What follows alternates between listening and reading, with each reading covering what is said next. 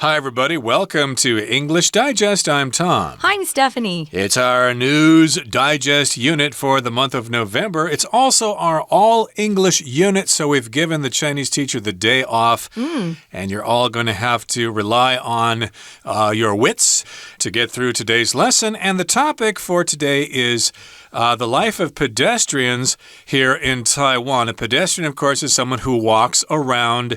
And, of course, it's been quite dangerous for pedestrians in Taiwan for a very long time. Hopefully, things are changing now. Yeah, I can see some progress.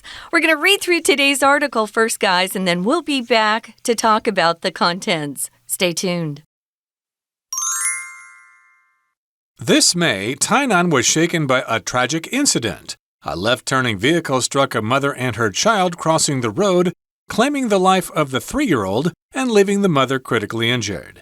This event emphasized the urgent call for traffic reform, which had already been highlighted by CNN's classification of Taiwan as a pedestrian hell. What exactly is responsible for Taiwan's traffic nightmare? Sidewalks, narrow and filled with vehicles, leave pedestrians with little choice but to venture onto roads where they often compete for right-of-way against vehicles. Compounding this chaos are the prevailing and flagrant disregard for traffic regulations, risky driving habits, and the acute lack of road education. For possible solutions, Taiwan could look overseas to Japan and its policy of regulating legal vehicle ownership. In Tokyo, where the rules are rigorously applied, drivers must be subject to thorough biennial vehicle inspections. They are also burdened by substantial taxes and required to provide proof of a parking space prior to even purchasing a car. This demanding environment has encouraged a transition toward more sustainable transportation methods, such as public transit and walking. Were Taiwan to embrace more advanced approaches, such as by implementing Australia's progressive licensing system, traffic chaos could lessen.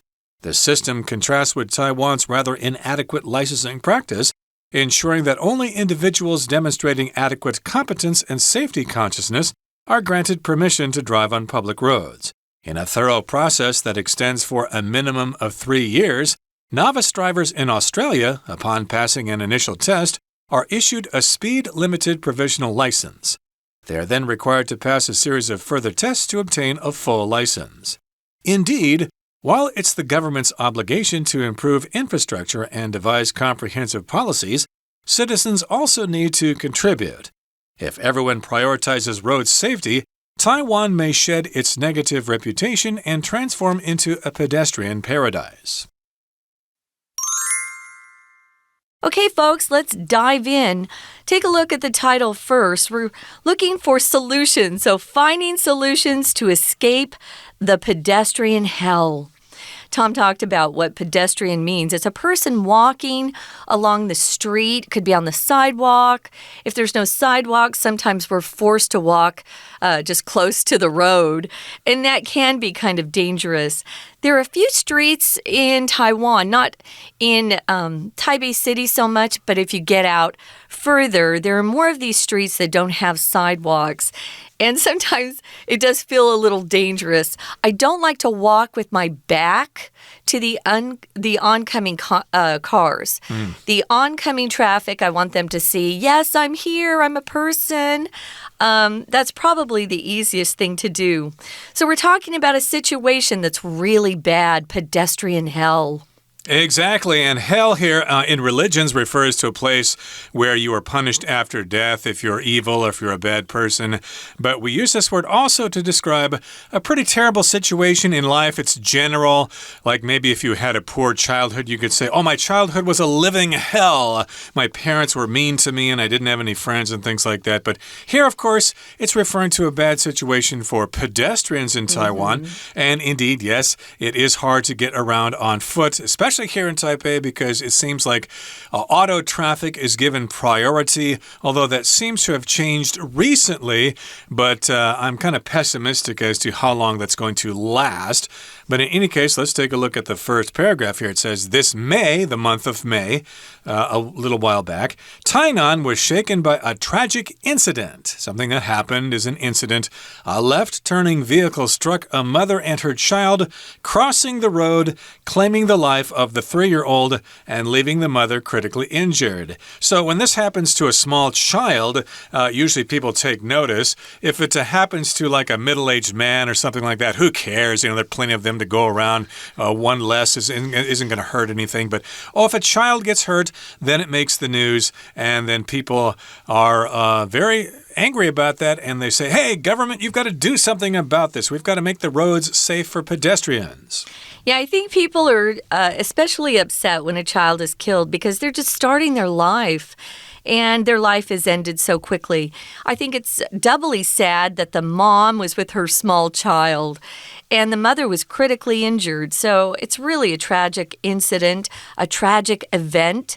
Incident is usually used for something bad. I usually don't use incident when I'm talking about something positive. So this was a car making a left turn. That's how we'd say it. Oh, making a left turn. And I don't know what was wrong with the driver. Maybe they were texting. Maybe they were listening to their phone. Or I've seen drivers who sometimes are watching TV in their cars. On their phone. We don't know what happened. It could be a TV that's installed in the car. I've seen those too. Right. Be careful, though, but wow, that driver must feel awful to have caused the death of someone because they weren't paying attention. This event emphasized the urgent call for traffic reform. Tom was saying, I think, Tom, you said something like, cars or autos are given priority. I would say they might be given priority, but they also take priority. Sometimes, especially in rainstorms, I'll often have cars, trying to make a quick left turn while I'm trying to cross in the crosswalk. Why can't they wait? I'm outside with the rain, but a lot of people are always in a hurry. Right, and of course, sometimes people are thinking about the cars behind them. Boy, if I don't go quickly, then somebody behind me is going to get impatient, and they're going to honk at me, so I better get going. And risking the life of a pedestrian is a small price to pay for that. At least that's some people's mentality. But again, this resulted in the end of the life of the 3-year-old, and the mother was terribly injured, critically injured. And this emphasized the urgent call for traffic reform, which had already been highlighted by CNN's classification of Taiwan as a pedestrian hell. Sometimes when a foreign news agency notices a bad situation in Taiwan, only then does Taiwan decide to do something about it. Many years ago, people just simply left their trash in certain spots in neighborhoods, and then the trucks would come around and pick it up. But I think it was a German magazine that noted this and wrote a newspaper story about that, and Taiwan was embarrassed, so they decided, we better do something about that. So that's when the trucks started coming around, playing the music, and then when it comes, you take your garbage out. And that seemed to have solved the problem. Interesting. I didn't know the origin of the new system with the trucks. When I was here the first time in Taiwan, it was a long time ago. People were just putting their trash wherever they wanted. And you'd go over these bridges, and in the river, you'd see all these bikes left behind and trash. So I'm grateful that things have changed. But yeah, it shouldn't be left to when we're embarrassed, internationally for things to change. This word reform is in the first paragraph. If you reform something, you change it, usually from bad to good. Sometimes reforms aren't always good, but hopefully this particular reform has been helpful. Now, what exactly is responsible for Taiwan's traffic nightmare? This word nightmare can be just simply a bad dream, right? But we also use it like we use hell, a bad situation. And we'll often use it just to kind of jokingly emphasize something. Wow, my date last night was a nightmare. It was just really bad. So what is responsible exactly for Taiwan's traffic nightmare? Well, our article offers a possible solution here. It says sidewalks, narrow and filled with vehicles, leave pedestrians with little choice but to venture onto roads where they often compete for a right-of-way against vehicles. So sidewalks are areas next to a road where pedestrians walk. I believe these are called pavements in the UK, but in the US we say sidewalks. And yes, indeed, they are narrow and they're often filled with vehicles. Indeed, sometimes it's very difficult to walk on a sidewalk sidewalk when it's filled with scooters. Yeah. They're parked everywhere, and that sometimes leaves pedestrians no choice or little choice but to venture onto roads where they often compete for right-of-way against vehicles. This does happen sometimes when you're trying to walk down the sidewalk. It's blocked by all those scooters, so you have no choice but to walk into the streets to get around things, and that can put you in danger, and you have to compete for right-of-way against vehicles. So, of course, if you're a scooter in the road and you want to get through and suddenly someone steps in front of you, you're probably going to be angry. Hey, you're a pedestrian. You're supposed to walk on the sidewalk. What are you doing in the road? Get out of the way. Yeah. So if you venture onto roads, we're using that verb venture to kind of emphasize you're taking a risk. Because a venture can always be kind of risky. We use venture to talk about the money that companies like to invest in new companies, especially entrepreneurs. They go and talk to venture capitalists, people who are willing to invest in their new business. That's risky. Well, it's kind of risky venturing onto roads. Sometimes you really are competing for right-of-way against vehicles, so can be very dangerous. Like I said, though, to Tom earlier, always walk with your face facing traffic so they can see you more easily. Sometimes if they're looking at the back of us, it's not as easy to see. Now, compounding this chaos, this craziness, are the prevailing and flagrant disregard for traffic regulations, risky driving habits, and the acute lack of road education. So if you compound something the way we're using it here, because this word has several definitions, the way we're using it here, it means you're making a bad situation worse. So you're intensifying what's negative about it. So it's already chaotic, and now we've just made it worse. If you're talking about prevailing are the things that rule the situation, that are more popular or abundant. The prevailing way of driving in Taipei is just to beat the other person on the road. Sometimes I get frustrated, Tom, when I see the ambulances having to be stuck behind cars that won't pull over. I know they're not used to it here, but we're used to hearing a siren, if it's a fire engine truck or an ambulance, people are required by law to pull over as soon as they can.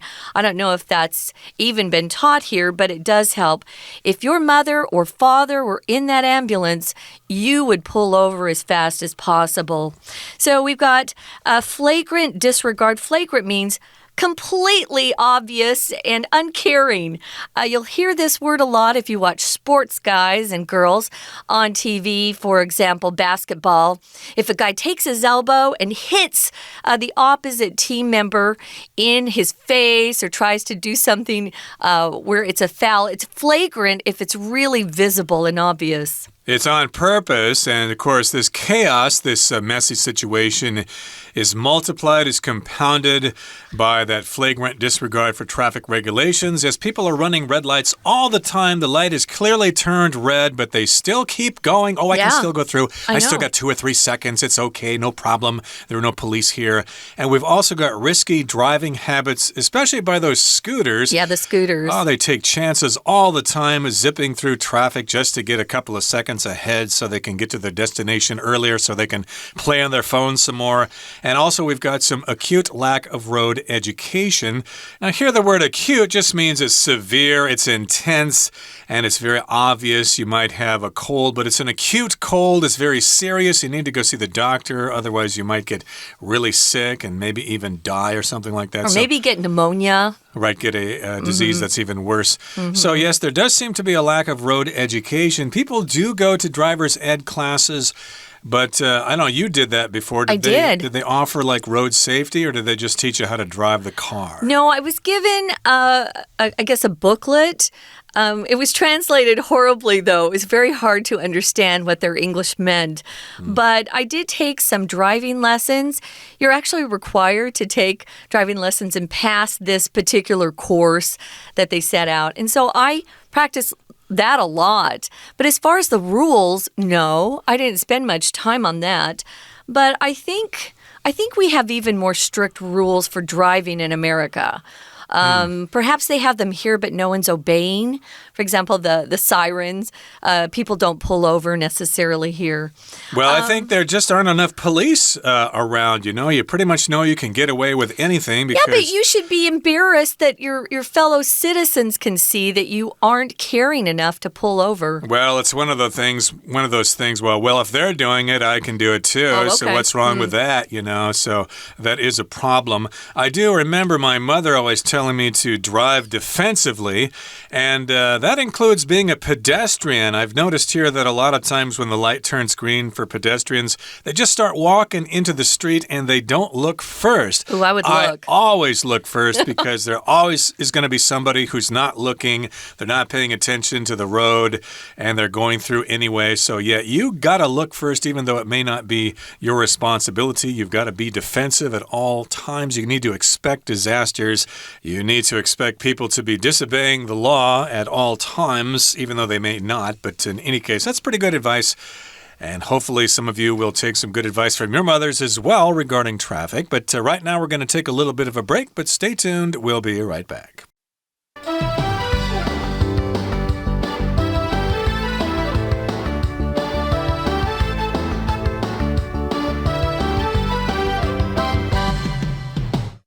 Welcome back, guys. This is our All English unit. It's also News Digest. So we're talking about some news.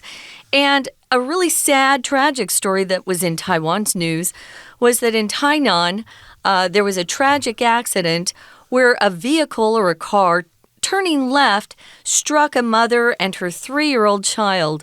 It killed the child, and it also left the mother critically injured. Critically just means very, very severe. It probably will change her life in the future, not just because she's lost a child, but her body may be damaged forever. Now, this event emphasized the urgency, I would say, for traffic reform. And it was highlighted by CNN classifying Taiwan as a pedestrian hell. Well, that was embarrassing for all of us. We don't want to be known as a pedestrian hell, especially when Taiwan wants tourism to increase. So what exactly is responsible for this traffic nightmare here in Taiwan? Well, we've got sidewalks, we've got narrow that are very narrow, and they're always filled with vehicles. If it's raining, Tom, you can be guaranteed there will be bikes on the sidewalk and also scooters on the sidewalk if they can get away with it. If they're delivering stuff, they'll often pull up right next to that store or apartment building and park. And you gotta always have your eyes open. So pedestrians don't have a lot of choices sometimes where they're gonna walk, because they're often competing for right-of-way against vehicles. And making this even worse or compounding this chaos are the prevailing and flagrant disregard for traffic regulations. I must say, especially the scooters. Sometimes I'll talk to the taxi drivers, the taxi drivers, and I'll say, wait a minute, isn't that against the law? That scooter can't be in the middle lane. Or, the car will, pull over to the side so I can get out. And I'll open my door and hit a scooter because they're trying to sneak over when there's no room there for the scooter to go. So, yeah, there's a lot of just flagrant disregard. They don't care. They want to get somewhere fast, and so they'll do anything they need to. But what happens is either that scooter driver is injured, and I've seen scooter drivers killed in Taiwan, or, they'll hurt the pedestrian trying to make their way. Yeah, those food delivery people have also made it much worse because those guys drive way faster than necessary. Of course, they get paid by delivery, so of course they want to make as many deliveries as possible, but they've made the situation quite perilous for all sorts of people. Yeah. It is kind of embarrassing for Taiwan. It is an advanced country economically, but yet people are driving as if they were in a third world country. Hopefully they can improve eventually. And for possible solutions, Taiwan Taiwan could look overseas to Japan and its policy of regulating legal vehicle ownership. So a lot of times, of course, we do look to Japan as a role model, not just for people here in Taiwan, but sometimes for Westerners. They sometimes study Japanese business practices to try to make their factories more efficient. It seems like the Japanese always know how to do things, although they've had kind of a bad economy recently, but so they're not perfect. For a long time, actually. Okay, but in any case, yeah, we could look to Japan and learn their policy about regulating legal vehicle ownership. Okay, so it's about ownership in Japan. I think also they don't let road or cars stay on the road for too long. So a lot of used cars from Japan are sold to New Zealand or Australia because they're still in good condition, but they've been on the road for too long in Japan and they have to be removed by law. Yeah. Well, I don't agree with making it even more difficult to own a car, which seems like that's the road we're being pushed towards. They don't want us owning our own cars, which reduces freedom, and I am all for freedom, but they do regulate legal vehicle ownership. So in Tokyo, which is even tinier and more condensed, and the population is even more dense in Tokyo, they have to have these rules to even survive. I can't stand going on public transportation in Tokyo. Especially during rush hour. It's awful. You're pushed inside. People are just packed like sardines, those tiny fish in cans. That's what I'm referring to, sardines. So the rules there are rigorously applied. That's one of our vocabulary words, guys. It's an adverb, meaning it can change either a verb or an adjective. If you do something rigorously, you do something with a lot of thoroughness. And you try to get everything right. And it tries to be very accurate, whatever you're doing. So they're very rigorously applied. You can't ignore rules in Japan. They will come after you. Unlike here in Taiwan, sometimes people get away with a lot. They certainly do, and the police are nowhere to be found. And again, rigorous just means to a high degree. I could say, for example, our products are rigorously tested before they are put on the market. And it goes on to say here, drivers must be subject to thorough biennial vehicle inspections. If you're subject to something, that means you have to do this. And this happens twice a year. Oh, every 2 years. I looked this up. Oh, okay, right. Sure. Biannual would be twice every year. Biennial means every 2 years. And yes, you need to have your vehicle inspected every 2 years. There are laws here in Taiwan that require vehicle inspections after a certain amount of time. So it's similar here in Taiwan. Oh. And they are also burdened by substantial taxes and required to provide proof of a parking space prior to even purchasing a car. Wow. So yes, you have to pay high taxes in Japan to own a car. That seems reasonable because there's not really a lot of room for cars in such a crowded space. So they need to do something to disincentivize or make people less likely to do that. And yes, indeed, you need to tell the government that you have a place to park that car before you can even buy it. I thought that was the case here in Taiwan, but I guess it isn't. Yeah, I don't actually agree with this. I think it only allows people that are wealthy to own a car, which I think is discriminatory. But, you know, I don't live in Japan for a reason. Now, this demanding environment, and it's tough there to either own a car or even ride on public transportation because of the number of people, has encouraged a transition or a change toward more sustainable transportation methods, such as public transit and walking. Of course, they want us to ride bikes more, take the public train or the MRT, the subway, whatever they have in whatever country, and even walk more. Walking's not bad because you can help your health a bit. Now, if Taiwan were to, this is just another way to write this sentence. If Taiwan were to embrace more advanced approaches, it's the same meaning. Or so, were Taiwan to embrace more advanced approaches, such as by implementing Australia's progressive licensing system, traffic chaos could lessen. I had to look up Australia's licensing system because I didn't know about it.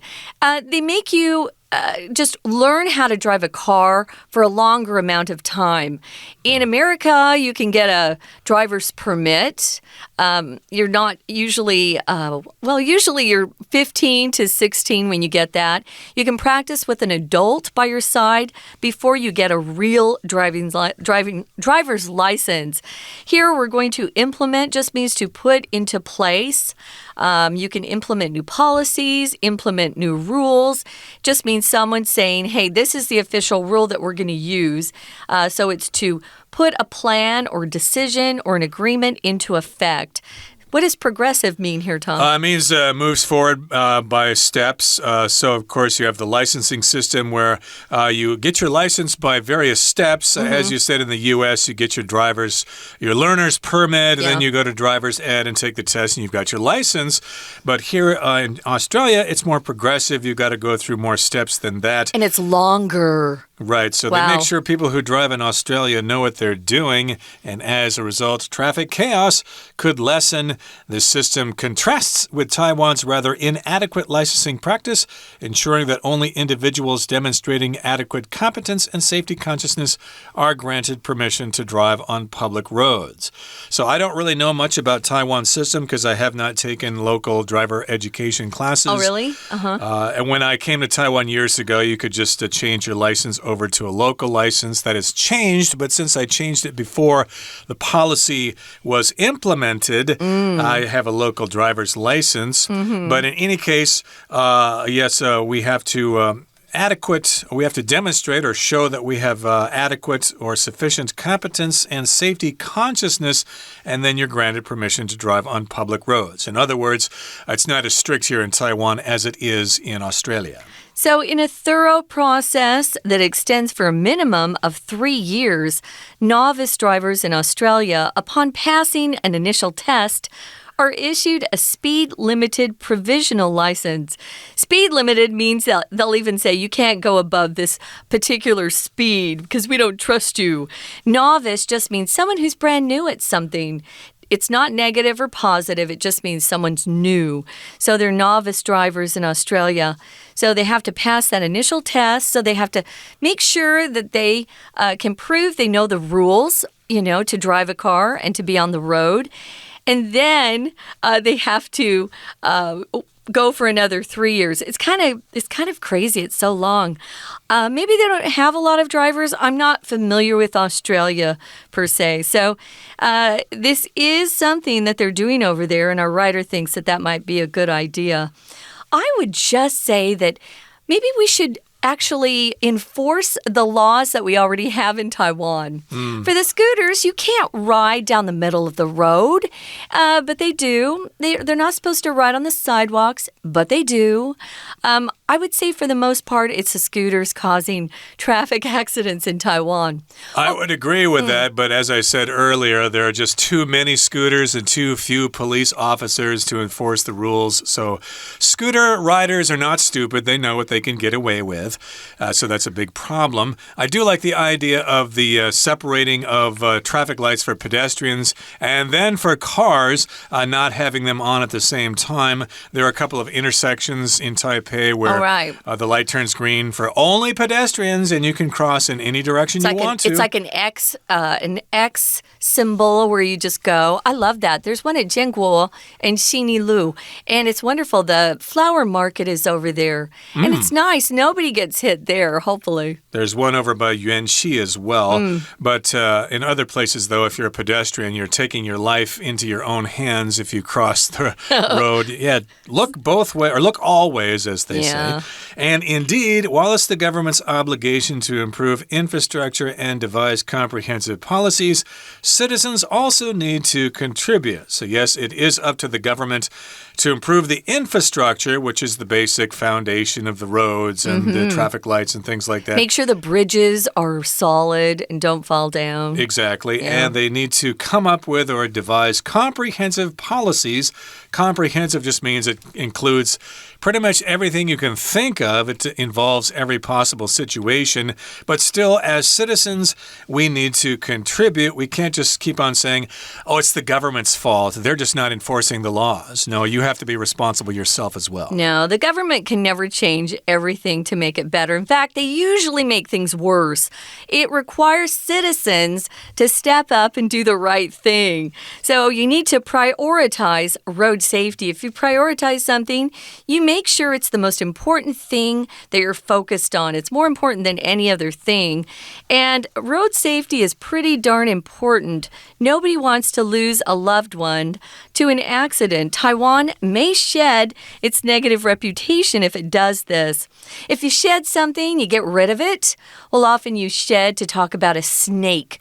The snake will shed its skin and grow a new one. So we want to shed or get rid of our negative reputation and transform into a pedestrian paradise, a heaven for pedestrians. We definitely want more tourists coming to Taiwan to see how great this country is, but also to help Taiwan make some more money. We've all got to do our part, including local residents and, of course, local citizens as well. Okay, that brings us to the end of our explanation for today, and it also brings us to the end of our program. Thank you so much for joining us, and please stay safe out there. From all of us here at English Digest, I'm Tom. I'm Stephanie. Goodbye. Bye.